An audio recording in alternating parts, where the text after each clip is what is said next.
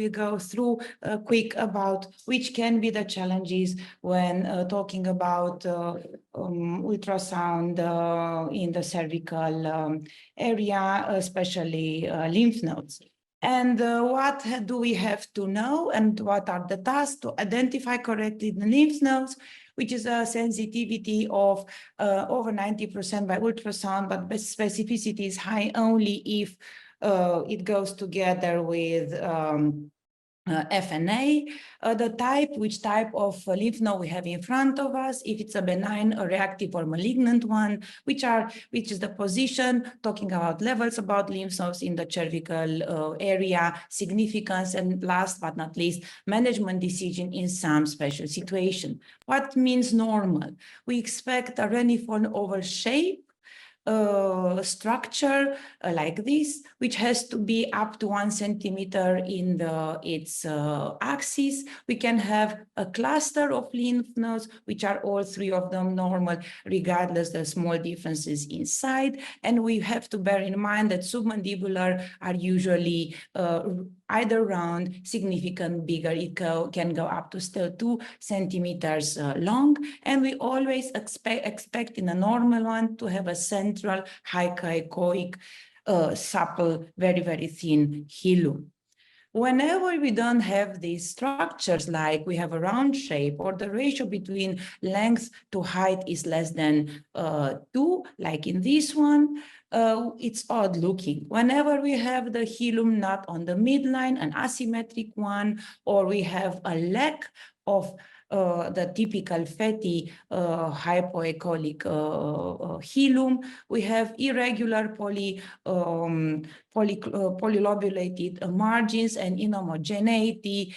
We have to bear in mind this is an odd-looking high-risk type of lymph node, and it's an alarm sign. So from the type point of view, we can have either normal ones, because even if conventional radiology says that we cannot see normal lymph nodes, the high quality ultrasound devices we work with do allow us to see more than inflamed or high-risk lymph nodes. We can have, like this situation, a normal one, a reactive one, or inflammatory ones. And of course, we can have the malignant type of lymph nodes. Special expectations, special aspects, the Delphian adenopathy, which is typical at the level of isthmus, is an oval shape, small, without hilum, hypoechoic. It's a reactive type of lymph node, always on the isthmic position, and is highly suggestive for autoimmune thyroid disease, is always around it, is a sign of progression of the disease, and is also an early sign of diagnostic whenever the typical hypoechoic pattern is not to be seen. Even if we have round or oval shape without hilum, but small, we have to bear in mind that this type of clustering, especially parathyroid clusters, is suggestive for reactive adenopathy, which can be also seen in autoimmune thyroid disease, which we have to bear in mind, it goes up to 15% of adult female population. There is no malignancy, no infection, and potential reversible. What about vascularization, color Doppler force, which is qualitative and is very, let's say, device dependent, Doppler sensitivity of the device, and also it's about the eye of the technician. There are currently usually 4 types of vascularization described, although there is no consensus, either in the hilum or in the periphery, not in the hilum, mixed meaning peripheral and central. And it's not about how many vessels we have, because here is peripheral and central, and here is also peripheral and center. It's about pattern and distribution, not about magnitude. And there's, of course, no vascularization possible present, like here we have a peripheral one, and here, even if this lymph node is bigger, no vascularization at all. Usually the literature says that type 2 and type 3, regardless the pattern of distribution, are more frequent seen in metastatic lymph nodes, but this is not a general rule.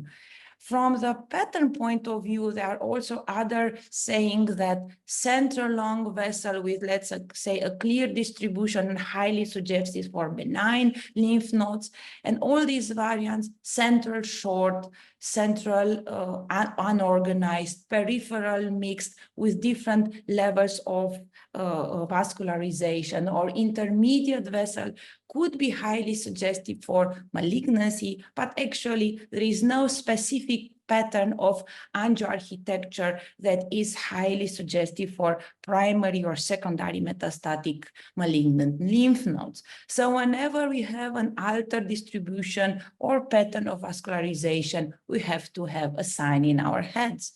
What about qualitative measurements, which are more reliable? There is the resistance index can be measured even for lymph nodes, and it's considered that lower values, but there is no consensus, values between lower than 0.5 to 0.8 could be suggestive for malignancy. And actually these resistance index, as you know, are computed by the machines by themselves when you use power Doppler.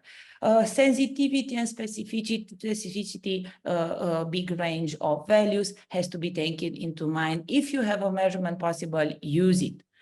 So when we have to think about metastatic and not metastatic, because actually in front of the lymph node, this is one of the major questions that needed to be asked and answered. A round shape is typical for malignancy. A heterogeneous pattern like this, inhomogenic one, is suggestive.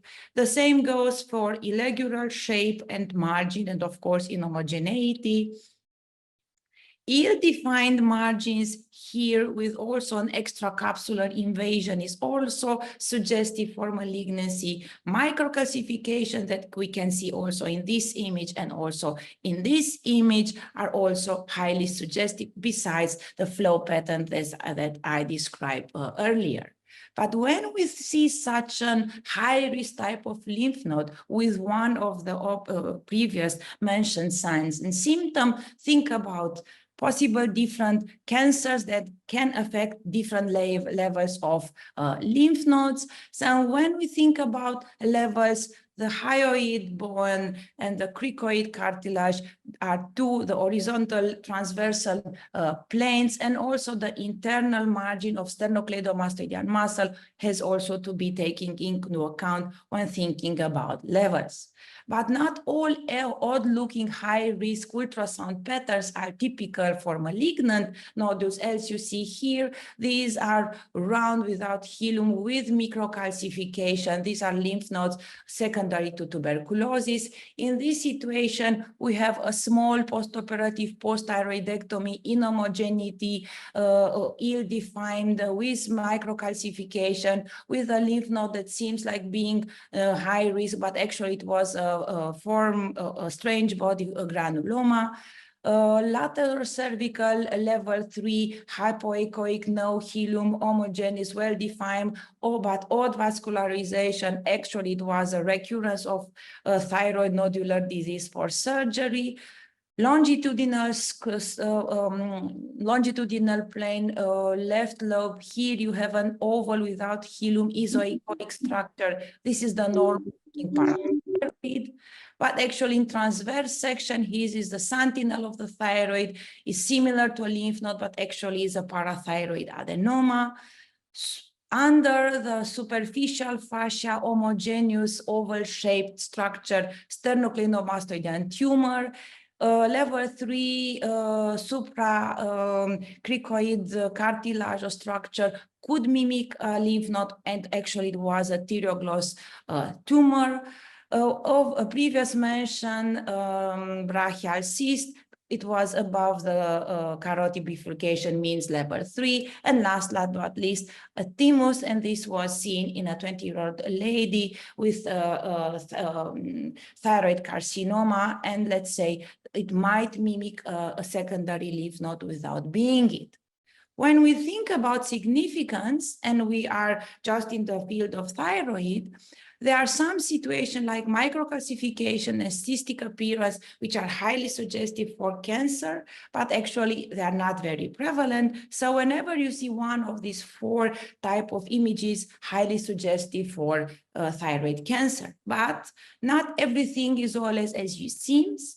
For example, in this situation, we have a high-risk thyroid transverse and longitudinal section with odd-looking typical metastatic type of lymph nodes. But in such a situation, especially in front of a young patient, we have to bear in mind that it can have 2 concomitant diseases. And this was pre-treatment, active hilar para-aortic lesion, active lateral cervical lesion, lymphoma Hodgkin was confirmed. After treatment, there was still activity at the level of cervical lymph node. And actually, because of the previous image in the thyroid I showed you, it was a concomitance of thyroid and lymphoma. So whenever we see both, think about which is the primary lesion, do we have 2 malignancies in front of you, and we have to treat the most severe malignancy from those 2 if concomitant. So it's a treatment stepwise approach. Another example, transverse section, thyroid, high-risk nodule with all the thyroid's 5 characteristics of ultrasound, vascular, and elastographic point of view, and the jugulocarotidous group. This is a typical lymph node with calcification, no hilum, high risk. And because she was 19, the question is it the obvious thyroid cancer in front of us, or is it a lymphoma? And always bear in mind that the lymphoma first approach has to be taken into consideration because concomitance of the disease is very rare. And in theory, it's more probable to have thyroid cancer than lymphoma, but always because lymphoma is more severe, you have to treat it first.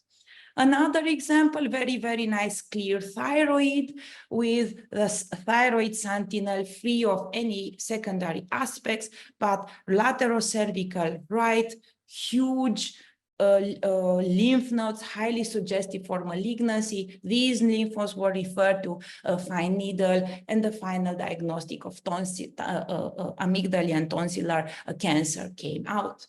This situation was really odd. On the left side, sorry, transverse section, solid nodule, thyroid 5 with calcification. And this is levels, jugulocarotidous group, which with high-risk lymph nodes, different type of lymph nodes, everywhere was full with high risk, highly suggestive for malignant lymph nodes. And even if this was obvious for thyroid cancer, we did actively address lymph nodes, and actually there were metastases for lung cancer, which was treated first before addressing the possible thyroid cancer.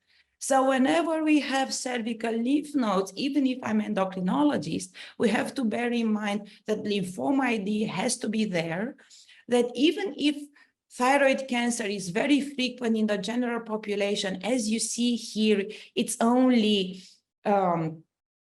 number 3 after lung and breast cancer in delivering malignant cervical lymph nodes, and even cervical, and is in this topic, and there were more than 1,500 patients with metastatic lymph nodes in the Syria. Even uterine type of cancer could go even at the level of cervical lymph nodes metastasis. What about management decision? It's always and only the case in differential thyroid cancer surveillance situation in which even if we have with or without radioactive iodine treatment after total thyroidectomy, you perform ultrasound. And whenever you see in this situation typical this type lymph nodes, oval, lost hilum, here edema of the cortical region, think about treatment, especially